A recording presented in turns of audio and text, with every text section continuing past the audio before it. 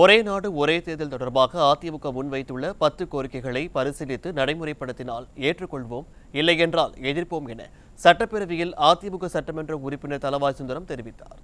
மத்திய அரசு நடைமுறைப்படுத்த உள்ள ஒரே நாடு ஒரே தேர்தல் என்ற திட்டத்திற்கு எதிராக தமிழக சட்டப்பேரவையில் தனி தீர்மானம் கொண்டுவரப்பட்டது. இது குறித்த விவாதத்தில் பேசிய கன்னியாகுமரி தொகுதி அதிமுக சட்டமன்ற உறுப்பினர் தளவாய் சுந்தரம், நாடு முழுவதும் தேர்தல் நடத்துவதற்கு தேவையான வாக்குப்பதிவு இயந்திரங்கள் உள்ளிட்ட 10 அம்ச கோரிக்கைகளை பரிசீலித்து 10 ஆண்டுகளுக்குள் நடைமுறைப்படுத்தினால் ஏற்றுக்கொள்வோம், இல்லையென்றால் ஒரே நாடு ஒரே தேர்தலை எதிர்ப்போம் என சட்டப்பேரவையில் அதிமுக சட்டமன்ற உறுப்பினர் தளவாய் சுந்தரம் தெரிவித்தார்.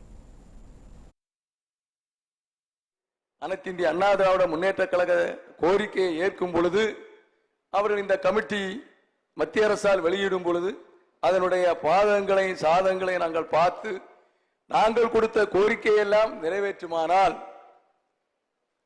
அனைத்து இந்திய அண்ணா திராவிட முன்னேற்ற கழக கோரிக்கை கிட்டத்தட்ட 10 கோரிக்கை எழுதியிருக்கோம். 2024 தொடங்கி 2034 முடியும்.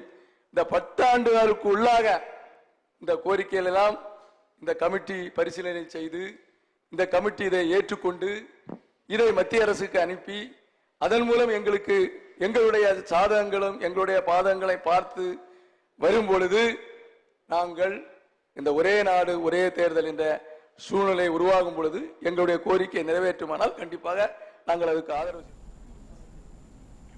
இதனையடுத்து பேசிய புவனகிரி தொகுதி சட்டமன்ற உறுப்பினர் அருண்மொழி தேவன், 2026ஆம் ஆண்டுக்கு பிறகு மக்கள் தொகை கணக்கெடுப்பின் அடிப்படையில் மேற்கொள்ளப்படவிருக்கும் தொகுதி மறுசீரமைப்பு நடவடிக்கையை கைவிட வலியுறுத்தி கொண்டு வந்த தீர்மானத்திற்கு அதிமுக சார்பில் ஆதரவு தெரிவித்தார். மத்திய அரசு கொண்டு வந்த குடும்ப கட்டுப்பாடு திட்டத்தை தமிழகம் உள்ளிட்ட தென் மாநிலங்கள் முழுமையாக நிறைவேற்றிய காரணத்தினால் தமிழ்நாடு உள்ளிட்ட தென் மாநிலங்களில் மக்கள் தொகை கட்டுக்குள் இருந்து வருகிறது. வட மாநிலங்களில் அப்படிப்பட்ட நிலைமை இல்லை.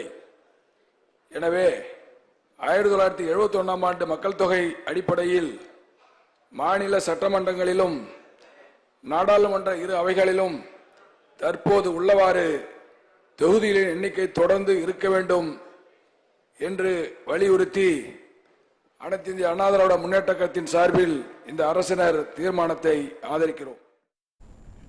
ஒரே நாடு ஒரே தேர்தல் மற்றும் தொகுதி மறுசீரமைப்புக்கு எதிரான முதலமைச்சரின் தனி தீர்மானங்கள் தமிழக சட்டப்பேரவையில் கொண்டுவரப்பட்டு ஒருமனதாக நிறைவேற்றப்பட்டது.